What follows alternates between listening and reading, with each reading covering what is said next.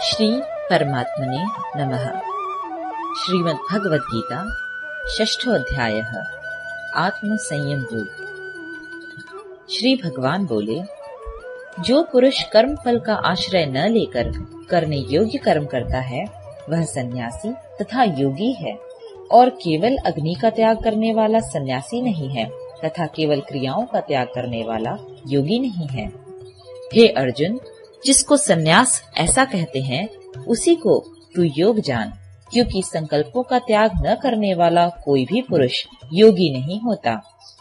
योग में आरूढ़ होने की इच्छा वाले मननशील पुरुष के लिए योग की प्राप्ति में निष्काम भाव से कर्म करना ही हेतु कहा जाता है,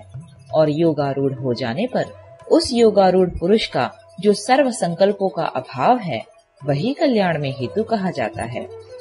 जिस काल में न तो इंद्रियों के भोगों में और न कर्मों में ही आसक्त होता है, उस काल में सर्व संकल्पों का त्यागी पुरुष योगारूढ़ कहा जाता है। मनुष्य अपने द्वारा अपना संसार समुद्र से उद्धार करे और अपने को अधोगति में न डाले, क्योंकि यह मनुष्य आप ही तो अपना मित्र है और आप ही अपना शत्रु है। जिस जीवात्मा द्वारा मन और इंद्रियों सहित शरीर जीता हुआ है, उस जीवात्मा का तो वह आप ही मित्र है, और जिसके द्वारा मन तथा इंद्रियों सहित शरीर नहीं जीता गया है, उसके लिए वह आप ही शत्रु के सदृश शत्रुता में बरतता है। सर्दी गर्मी और सुख दुख आदि में तथा मान और अपमान में जिसके अंतःकरण की वृत्तियां भली भांति शांत हैं,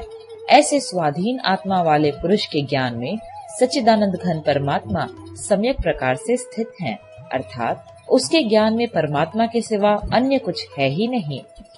जिसका अंतकरण ज्ञान विज्ञान से तृप्त है, जिसकी स्थिति विकार रहित है,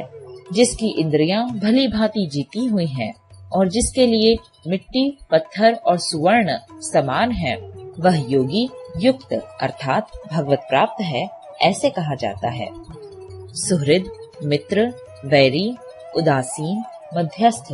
द्वेष्य और बंधु गणों में, धर्मात्माओं में और पापियों में भी समान भाव रखने वाला अत्यंत श्रेष्ठ है। मन और इंद्रियों सहित शरीर को वश में रखने वाला आशा रहित और संग्रह रहित योगी अकेला ही एकांत स्थान में स्थित होकर आत्मा को निरंतर परमात्मा में लगावे। शुद्ध भूमि में जिसके ऊपर क्रमशः कुशा, मृगछाला और वस्त्र बिछे हैं, जो न बहुत ऊंचा है और न बहुत नीचा, ऐसे अपने आसन को स्थिर स्थापन करके उस आसन पर बैठकर चित्त और इंद्रियों की क्रियाओं को वश में रखते हुए मन को एकाग्र करके अंतःकरण की शुद्धि के लिए योग का अभ्यास करे। काया, सिर और गले को समान एवं अचल धारण करके और स्थिर होकर अपनी नासिका के अग्रभाग पर दृष्टि जमाकर अन्य दिशाओं को न देखता हुआ ब्रह्मचारी के व्रत में स्थित भय रहित तथा भली भांति शांत अंतःकरण वाला सावधान योगी मन को रोककर मुझ में चित्त वाला और मेरे परायण होकर स्थित होवे। वश में किए हुए मन वाला योगी इस प्रकार आत्मा को निरंतर मुझ परमेश्वर के स्वरूप में लगाता हुआ मुझ में रहने वाली परमानंद पराकाष्ठा रूप शांति को प्राप्त होता है। हे अर्जुन, यह योग न तो बहुत खाने वाले का, न बिल्कुल न खाने वाले का, न बहुत शयन करने के स्वभाव वाले का और न सदा जागने वाले का ही सिद्ध होता है। दुखों का नाश करने वाला योग तो यथा योग्य आहार विहार करने वाले का, कर्मों में यथा योग्य चेष्टा करने वाले का और यथा योग्य सोने तथा जागने वाले का ही सिद्ध होता है। अत्यंत वश में किया हुआ चित्त जिस काल में परमात्मा में ही भली भांति स्थित हो जाता है, उस काल में संपूर्ण भोगों से स्पृहा रहित पुरुष योग युक्त है, ऐसा कहा जाता है। जिस प्रकार वायु रहित स्थान में स्थित दीपक चलायमान नहीं होता, वैसी ही उपमा परमात्मा के ध्यान में लगे हुए योगी के जीते हुए चित्त की कही गई है। योग के अभ्यास से निरुद्ध चित्त जिस अवस्था में उपराम हो जाता है और जिस अवस्था में परमात्मा के ध्यान से शुद्ध हुई सूक्ष्म बुद्धि द्वारा परमात्मा को साक्षात करता हुआ सच्चिदानंद घन परमात्मा में ही संतुष्ट रहता है, इंद्रियों से अतीत केवल शुद्ध हुई सूक्ष्म बुद्धि द्वारा ग्रहण करने योग्य जो अनंत आनंद है, उसको जिस अवस्था में अनुभव करता है और जिस अवस्था में स्थित यह योगी परमात्मा के स्वरूप से विचलित होता ही नहीं,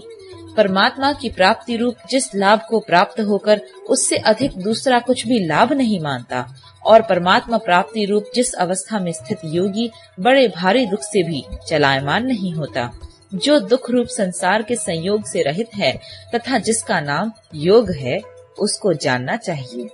वह योग न उकताए हुए अर्थात धैर्य और उत्साह युक्त चित्त से निश्चय पूर्वक करना कर्तव्य है।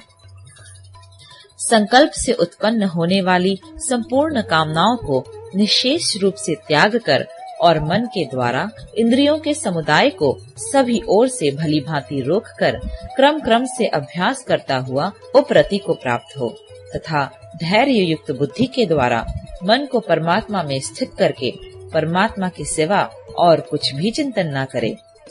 यह स्थिर न रहने वाला और चंचल मन जिस जिस शब्दादि विषय के निमित्त से संसार में विचरता है, उस विषय से रोककर यानी हटाकर इसे बार बार परमात्मा में ही निरुद्ध करे, क्योंकि जिसका मन भली प्रकार शांत है, जो पाप से रहित है और जिसका रजोगुण शांत हो गया है, ऐसे इस सच्चिदानंद घन ब्रह्म के साथ एक ही भाव हुए योगी को उत्तम आनंद प्राप्त होता है।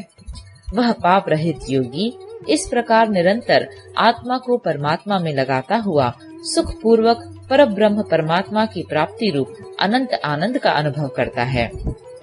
सर्वव्यापी अनंत चेतन में एक ही भाव से स्थिति रूप योग से युक्त आत्मा वाला तथा सब में समभाव से देखने वाला योगी आत्मा को संपूर्ण भूतों में स्थित और संपूर्ण भूतों को आत्मा में कल्पित देखता है। जो पुरुष संपूर्ण भूतों में सबके आत्म रूप मुझ वासुदेव को ही व्यापक देखता है और संपूर्ण भूतों को मुझ वासुदेव के अंतर्गत देखता है, उसके लिए मैं अदृश्य नहीं होता और वह मेरे लिए अदृश्य नहीं होता। जो पुरुष एक ही भाव में स्थित होकर संपूर्ण भूतों में आत्म रूप से स्थित मुझ सच्चिदानंद घन वासुदेव को भजता है, वह योगी सब प्रकार से बरतता हुआ भी मुझ में ही बरतता है। हे अर्जुन, जो योगी अपनी भांति संपूर्ण भूतों में सम देखता है और सुख अथवा दुख को भी सब में सम देखता है, वह योगी परम श्रेष्ठ माना गया है। टिप्पणी: जैसे मनुष्य अपने मस्तक, हाथ, पैर और गुदादि के साथ ब्राह्मण, क्षत्रिय, शूद्र और म्लेच्छादिकों का सा बर्ताव करता हुआ भी उनमें आत्म भाव अर्थात अपनापन समान होने से सुख और दुख को समान ही देखता है, वैसे ही सब भूतों में देखना अपनी भांति सम देखना है। अर्जुन बोले, हे मधुसूदन, जो यह योग आपने समभाव से कहा है, मन के चंचल होने से मैं इसकी नित्य स्थिति को नहीं देखता हूँ, क्योंकि हे श्री कृष्ण, यह मन बड़ा चंचल प्रमथन स्वभाव वाला, बड़ा दृढ़ और बलवान है। इसलिए उसका वश में करना मैं वायु को रोकने की भांति अत्यंत दुष्कर मानता हूँ। श्री भगवान बोले, हे महाबाहो, निस्संदेह मन चंचल और कठिनता से वश में होने वाला है, परंतु हे कुंती पुत्र अर्जुन, यह अभ्यास और वैराग्य से वश में होता है। जिसका मन वश में किया हुआ नहीं है, ऐसे पुरुष द्वारा योग दुष्प्राप्य है और वश में किए हुए मन वाले प्रयत्नशील पुरुष द्वारा साधन से उसका प्राप्त होना सहज है। यह मेरा मत है। अर्जुन बोले, हे श्री कृष्ण, जो योग में श्रद्धा रखने वाला है किंतु संयमी नहीं है, इस कारण जिसका मन अंत काल में योग से विचलित हो गया है, ऐसा साधक योग सिद्धि को अर्थात भगवत साक्षात्कार को न प्राप्त होकर किस गति को प्राप्त होता है? हे महाबाहो, क्या वह भगवत प्राप्ति के मार्ग में मोहित और आश्रय रहित पुरुष छिन्न भिन्न बादल की भांति दोनों ओर से भ्रष्ट होकर नष्ट तो नहीं हो जाता? हे श्री कृष्ण, मेरे इस संशय को संपूर्ण रूप से छेदन करने के लिए आप ही योग्य हैं, क्योंकि आपके सिवा दूसरा इस संशय का छेदन करने वाला मिलना संभव नहीं है। श्री भगवान बोले, हे पार्थ, उस पुरुष का न तो इस लोक में नाश होता है और न परलोक में ही, क्योंकि हे प्यारे, आत्मोद्धार के लिए अर्थात भगवत प्राप्ति के लिए कर्म करने वाला कोई भी मनुष्य दुर्गति को प्राप्त नहीं होता। योग भ्रष्ट पुरुष पुण्यवानों के लोकों को अर्थात स्वर्ग आदि उत्तम लोकों को प्राप्त होकर उनमें बहुत वर्षों तक निवास करके फिर शुद्ध आचरण वाले श्रीमान पुरुषों के घर में जन्म लेता है, अथवा वैराग्यवान पुरुष उन लोकों में न जाकर ज्ञानवान योगियों के ही कुल में जन्म लेता है। परंतु इस प्रकार का जो यह जन्म है सो संसार में निस्संदेह अत्यंत दुर्लभ है। वहाँ उस पहले शरीर में संग्रह किए हुए बुद्धि संयोग को अर्थात समबुद्धि रूप योग के संस्कारों को अनायास ही प्राप्त हो जाता है, और हे कुरुनंदन, उसके प्रभाव से वह फिर परमात्मा की प्राप्ति रूप सिद्धि के लिए पहले से भी बढ़कर प्रयत्न करता है। वह श्रीमानों के घर में जन्म लेने वाला योग भ्रष्ट पराधीन हुआ भी उस पहले के अभ्यास से ही निस्संदेह भगवान की ओर आकर्षित किया जाता है, तथा समबुद्धि रूप योग का जिज्ञासु भी वेद में कहे हुए सकाम कर्मों के फल को उल्लंघन कर जाता है। परंतु प्रयत्न पूर्वक अभ्यास करने वाला योगी तो पिछले अनेक जन्मों के संस्कार बल से इसी जन्म में संसिद्ध होकर संपूर्ण पापों से रहित हो फिर तत्काल ही परम गति को प्राप्त हो जाता है।